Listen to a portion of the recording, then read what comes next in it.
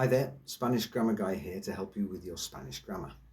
Today we're looking at nouns in Spanish and their gender, specifically relating to when we talk about people's professions, because there are some odd little things going on. Nouns in Spanish are generally pretty easy to master, in that we know there are masculine and feminine nouns, la mesa, el libro, etc. But what about nouns referring to humans, and particularly when referring to professions, when it could be a male or female doing that profession? Then it becomes a little more complicated and at times a little strange. For example, there are nouns that refer to humans that are very different from males and females of the same type.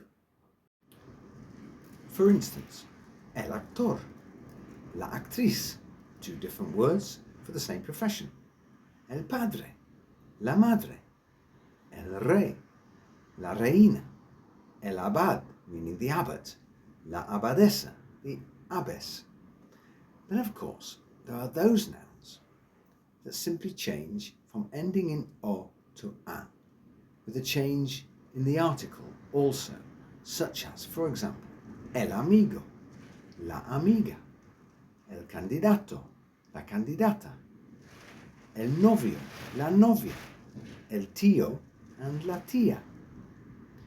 But there are some nouns referring to professions that always end in the letter O, whether for a male or female of that profession. But the article changes to say whether the person is male or female. Let's have a look at a couple of those. For example, el or la árbitro, meaning the referee in a sport. El o la piloto, the pilot.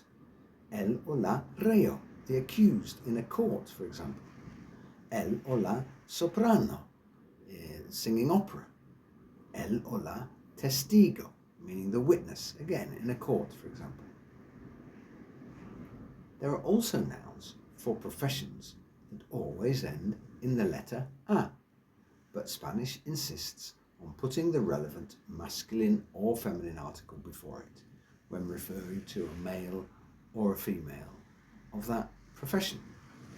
So let's have a look at a few of those examples.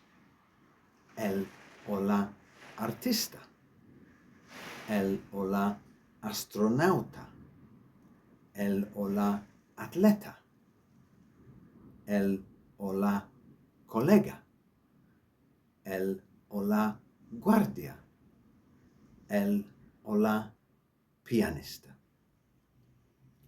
Now, you do have to be careful sometimes, because if you use the letter a on the end of some nouns for some professions, this can even cause offence.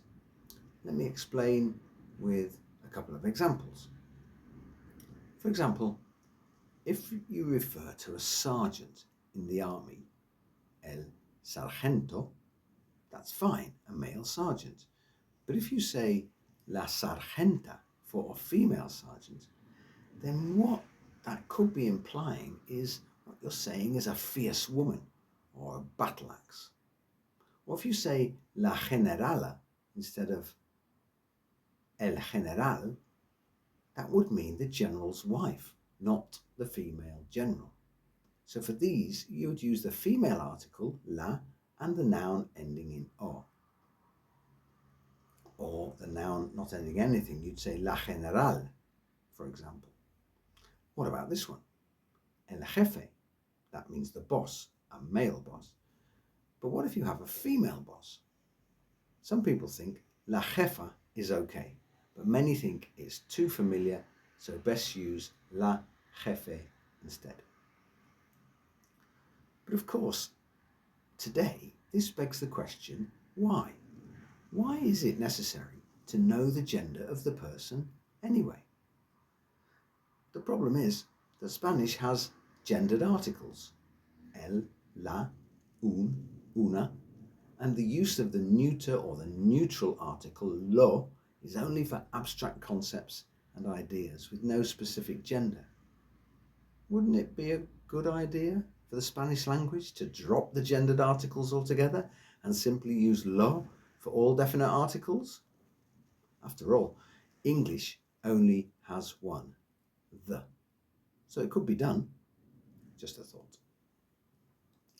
There are also nouns ending in or, or n, on, and these change for masculine and feminine.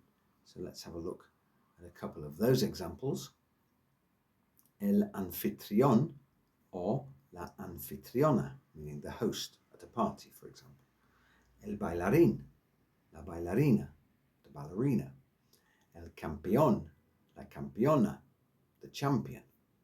El doctor, la doctora. Or el profesor and la profesora. Again, the gendered aspect of this is somewhat irrelevant in today's changing world, perhaps. But what if a noun ends in nte, nte, and there are quite a few of these? What happens then? Well, again, nothing really for most of these, except, again, the article changes to tell you if it's male or female. For example, el o la adolescente, the adolescent. El o la agente, the agent, perhaps talking about a police agent or something like that. El o la amante, the lover. El o la cantante, the singer. El o la representante, the representative. There are some exceptions to these, but I reckon these are dying out now, so I would stick to the above rule for these if I were you, just by using the article to determine whether the person is male or female. So yes, it can be a bit of a minefield, so tread carefully, but enjoy the fascinating world of Spanish gendered nouns. That's it for now. Please subscribe to Focus 15 with the Spanish Grammar Guy if you want more Spanish grammar tips, and thanks for watching.